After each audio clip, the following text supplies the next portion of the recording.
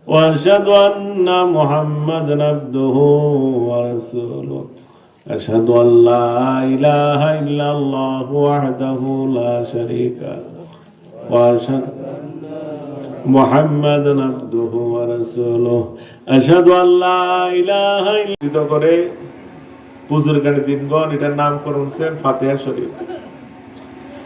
এই ফাতিহা শরীফটা হচ্ছে আউলিয়া কেরামদের সাথে রুহানি ভাবে একটা তাওয়াল্লুক হওয়ার জন্য এটা বড় একটা মাধ্যম। দেখবেন যারা আপনারা কম্পিউটার চালান, আপনার কম্পিউটার বা ল্যাপটপে অথবা আপনার মোবাইলে যদি ওয়াইফাই কানেক্ট করতে চান, তাই ওটা সার্চ করলে যে মালিকানা তার নাম অনুসারে এটা কম্পিউটারে হোক, ল্যাপটপে হোক, মোবাইলে হোক, এই নামটা ভাসে। তারপর এটার মধ্যে টিপা দিলে পাসওয়ার্ড চায়। এই পাসওয়ার্ডটা যখন আপনি কানেক্ট করবেন তখন ওয়াইফাইয়ের সাথে সংযুক্ত হয়, তখন বহির্বিশ্বের সাথে এটা ইন্টারনেটের সাথে একটা সম্পর্ক তৈরি হয়, ঠিক না? তে এই ফাতিহা শরীফটা হচ্ছে আমাদের এলমে তাসাউফের বা তরিকতের নিয়ামতের একটা পাসওয়ার্ড। এই ফাতিহা শরীফ, এই পাসওয়ার্ডটা প্রথমেই, পাসওয়ার্ড ছাড়া আপনি যেইভাবে মোবাইলের মধ্যে আপনার ইন্টারনেট চালানো ওয়াইফাই থেকে সম্ভব না, তদ্রুপ একজন বুজুর্গদের অন্তর থেকে আপনি ফায়েজ বরকত পাইতে হইলে এই ফাতিহা শরীফ নামক এই পাসওয়ার্ডটা আগে আপনি ইনস্টল দিতে হবে আপনার কালবের মধ্যে। ইনস্টল যখন দিবেন তখন বুজুর্গদের কালবের সাথে আপনার কালবের একটা কানেক্টিং তৈরি হয়, সুবহানাল্লাহ। তখন ওই ফায়েজ বরকত আসে। এই জন্যে যত তরিকতের তালিম হোক, যদি আপনি ফাতিহা শরীফ ছাড়া আপনি জিকির ফিকির করেন, তাহলে কিন্তু পূর্ণাঙ্গ বুজুর্গদের সিনা থেকে আপনার সিনার মধ্যে ফায়েজের কোনো সুযোগ থাকবে না। কারণ আপনার বুজুর্গের অন্তরের সাথে আপনার অন্তরে কানেক্টিং হয়েছে না। এই কানেক্টিংটা করতে হইলে ফাতিহা শরীফ পড়া লাগবে। শুধু ফাতিহা শরীফ এই নয়, এই ফাতিহা শরীফের ব্যাপকতা অনেক বেশি। আমার আব্বা হুজুর বলছিলেন যে বাবা, একজন তরিকতপন্থী যেমন নকশবন্দিয়া তরিকার এখন মুরিদ হইছে, অথবা কাদরিয়া তরিকার এখন মুরিদ হইছে, অথবা চিশতিয়া তরিকা এখন মুরিদ হইছে, অথবা মুজাদ্দিদিয়া তরিকার এখন মুরিদ হইছে। মুরিদ হওয়ার পরে সে দুনিয়া থেকে বিদায় হয়ে গেছে। কিন্তু পৃথিবীর যে কোনো তরিকতপন্থী জগৎ তার জিকিরের আগে সবরে শ্রেণী করবে, আল্লাহ সমস্ত বুজুর্গান দিনগণের রুহে পৌঁছাই দাও। এই সবরে শ্রেণীর মধ্যে এই শব্দটা আছে। এই শব্দটা উচ্চারণের সাথে সাথে এই ধরনের একজন আদনা তরিকতপন্থীও পৃথিবীর যে কোনো প্রান্তে কবরে শুয়ে থাকুক না কেন, তার কবরের মধ্যে এই সে ফাতিহা শরীফ পড়াতে যত সওয়াব হইছে, এই সওয়াবটুকু আল্লাহ পাক তার রব্বুল আলামিন তার কবরে দান করে দেন, সুবহানাল্লাহ। মানে শুধু তাই নয়, শুধু তরিকতপন্থী নয়, সমস্ত সর্বশ্রেণীর সর্বমাকামের বুজুর্গদের রুহের মধ্যে আমরা যখন সবরে শ্রেণী করি না সওয়াব যায়। যেমন দেখবেন হাদিস শরীফের মধ্যে আসছে, হাসরের ময়দানে এমন কিছু লোক তার নেকি দিকে অবাক হয়ে যাবো। হাসরের ময়দানে যখন উঠবো তার যখন গুনাহ নেকির একটা হিসাব করে হইব সমান্তরাল, তখন এইগুলা যখন সে দেখবো সে অবাক হয়ে যাবো। কিভাবে অবাক হইব?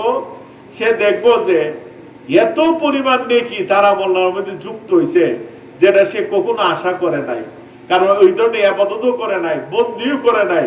এইগুলো আসলো কিভাবে? তখন আল্লাহ বলবেন যে বান্দা, এটা কিভাবে আসছে জানো? ওই যে দুনিয়াতে তোমার শুভাকাঙ্ক্ষীরা তোমার জন্য দোয়া করছে, এই দোয়া আস্তে আস্তে যে নেকিগুলা তোমার কবরের মধ্যে গেছে, যাইতে একটা বিশাল বহর হিসেবে দাঁড়াই গেছে, সুবহানাল্লাহ। ওই জন্যই আমরা যখন সবরে সানি করি সমস্ত বুজুর্গদের রুহে যায়, তে আমরা দুনিয়াতে নাও টের পাইতে পারি, কিন্তু কবরে গেলে এটা একটা হিসাব আমরা চোখের মধ্যে ভেসে উঠবে, সুবহানাল্লাহ। এই ফাতিহা শরীফটা অত্যন্ত দরকার।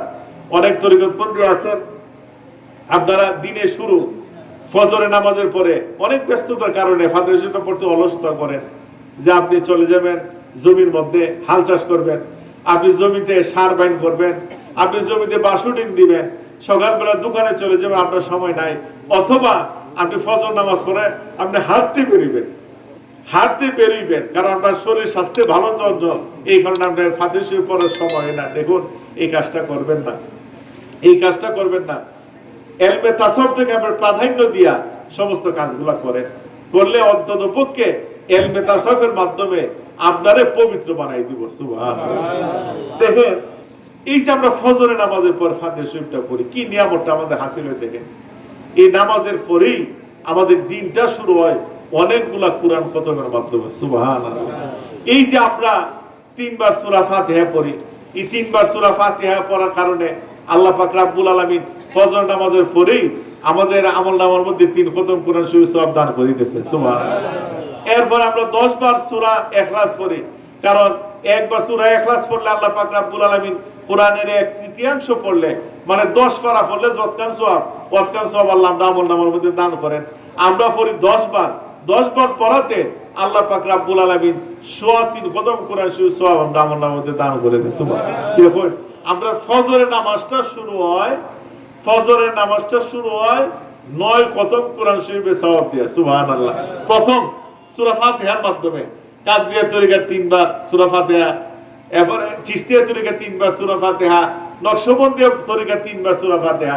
এই যে আমরা 9 বার কোরআন সূরা ফাতিহা পড়ি, এই ফজরের পরে এই 9 বার পড়ার সাথে সাথে আল্লাহ পাক রব্বুল আলামিন আমাদের আমলনামার মধ্যে 9 খতম কোরআন শরীফ সওয়াব দান করে দেন। সুবহানাল্লাহ। এরপরে আমরা এই 10 বার, প্রতি 10 বার কাদরিয়া তরিকা সূরা ইখলাস 10 বার, চিশতিয়া তরিকা সূরা ইখলাস 10 বার, এবারে নকশবন্দিয়া মুজাদ্দিদ তরিকা সূরা ইখলাস 10 বার।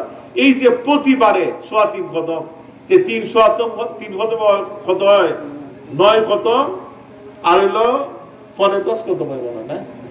ফনে 10 খতম। তে ওই 9 খতম আর ফনে 10 খতম মিল্লা কত হয়? 20.5। এই 20.5 কোরআনের খতমের সওয়াব এই ফজর নামাজের পরে আল্লাহ পাক রব্বুল আলামিন আমাদের আমলনামায় দান করে দেন। সুবহানাল্লাহ। দেখেন কি সওয়াব দিয়ে শুরু হয়। এরপর আমরা দুরূদ শরীফ পড়ি। এই ফাতিহা শরীফের নিয়ামতটা দেখেন, আমরা অলস হয়ে গেছি।